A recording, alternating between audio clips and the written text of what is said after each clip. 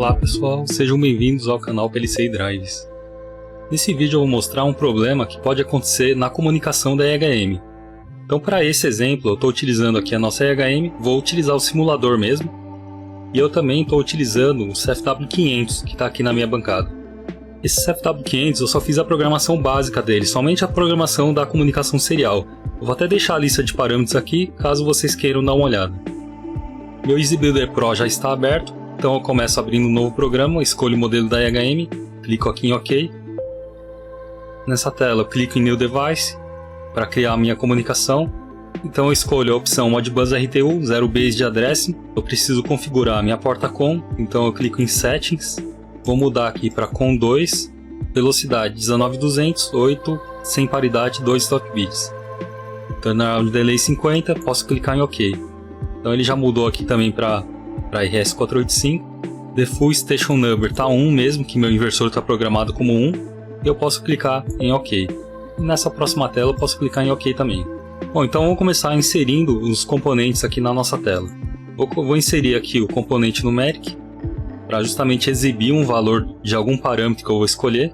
Bom, nessa tela eu tenho que mudar o tipo de comunicação, o tipo de endereço para 4x, que são as words aqui dos meus parâmetros. E conforme eu já mostrei em outros vídeos, né, o endereço que eu vou colocar aqui na minha EHM é justamente o número do meu parâmetro. Então, o número do parâmetro coincide com o endereço Modbus. Então, se eu quiser mostrar o parâmetro 2, que é justamente a velocidade de saída aqui do motor, eu simplesmente coloco o valor 2 aqui e clico em OK. Então, posso colocar o campo numérico na tela. Vou colocar um texto aqui também na frente, só para a gente identificar o que é esse parâmetro. Então, nesse caso aqui é a velocidade de saída. Vou colocar como P2, velocidade de saída, para a gente lembrar que é o parâmetro 2. E aí eu posso fazer a mesma coisa com outros parâmetros. Então, por exemplo, eu vou copiar aqui e vou colar e vou alterar somente aqui esse parâmetro por endereço 3, que seria o parâmetro 3, a corrente do motor. Então eu vou alterar o texto também para P3 corrente. Apesar de como eu não estou com o meu motor conectado, então a corrente vai dar sempre 0, mas eu vou deixar esse parâmetro aqui. Eu posso fazer isso para qualquer parâmetro que eu quiser. Por exemplo, se eu quiser mostrar o estado do inversor, é o parâmetro 6. Então eu vou alterar esse valor aqui para 6 do endereço. E eu vou alterar o texto aqui também para P6 status. Bom, vou só adicionar mais um parâmetro, que é o parâmetro 7 agora, que é a tensão de saída. Então eu mudo para valor 7. E eu vou alterar o texto também para P7, tensão de saída.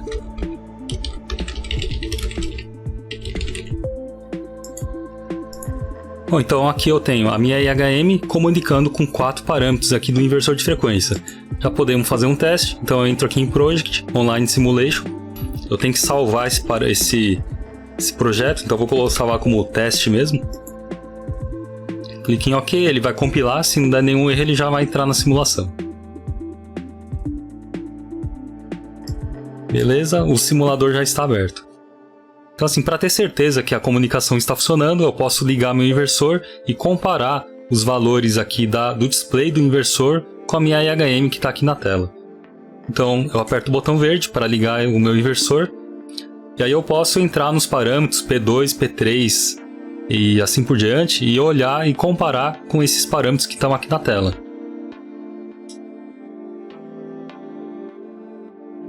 Então abrindo o P2. Então aqui na minha EHM ele não mostra a casa decimal, por isso que ele está mostrando 30, né? Então ele está ocultando esse ponto aqui. Mas o valor está correto. Vamos ver os outros parâmetros agora. Eu vou entrar no P3. Bom, P3, a corrente está zerada porque eu não tenho nenhum motor conectado, mas o valor está batendo com o valor do display do inversor. Vou pular para o próximo parâmetro que eu estou monitorando, que é o P6. O P6 no valor 1 quer dizer que o inversor está rodando, e o P6 no valor 0 quer dizer que o inversor está parado. Então, se eu mandar desligar o inversor, ele vai mudar para 0. Se eu mandar ligar, ele vai para 1. E o último parâmetro que eu estou monitorando é o P7. Então o P7 aqui é a tensão de saída do inversor. Então, para quem não sabe, aí um inversor de frequência, além dele variar a frequência, ele varia a tensão também que ele envia para o motor. Então, nesse exato momento, ele está mandando aí 29 volts para a saída, o VW aqui do meu inversor. Bom, então até aqui está funcionando tudo perfeitamente, né? Então eu vou adicionar mais um parâmetro, aqui o parâmetro P9. Então eu copiei o parâmetro 7, vou mudar ele aqui para 9 e vou mudar o texto aqui também. O texto é só a parte estética, né? Mas já vou mudar ele para P9, que significa, o P9 significa o torque no motor.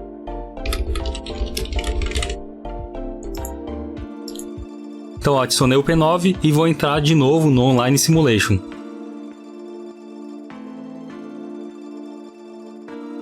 Bom, então olha o que aconteceu agora, né? Ele abriu aqui meu simulador, ele não mostrou nenhuma informação aqui, os campos estão todos vazios, né? Então esses campos vazios significa que a EHM não conseguiu comunicar com o equipamento, não conseguiu comunicar com o inversor de frequência. Então a única coisa que eu fiz, eu adicionei o P9 e a EHM parou de comunicar. Ó, ela deu até um erro de comunicação agora, né? Mas quando o campo não aparece, significa que ela não conseguiu comunicar com o equipamento. Bom, então vocês puderam ver que do P2 até o P7 a comunicação funcionou. Quando eu adicionei o P9, a comunicação parou. Então vocês podem até pensar que o problema está no P9. Então vamos ver se o problema realmente é o P9 ou não. Eu vou fazer o seguinte, eu vou apagar o P2 até o P7 e vou deixar somente o P9 aqui na tela. E vou mandar ligar novamente o simulador online aqui. Quando ele está com asterisco, significa que ele está fora da faixa permitida aqui do campo, mas ele está conseguindo ler o valor, senão esse campo nem ia aparecer. Então o P9 ele está funcionando. Então só para a gente corrigir esse valor aqui do asterisco, eu só mudo o formato dele do tipo sem sinal, né, um Signet, para 16 bit Signet com sinal.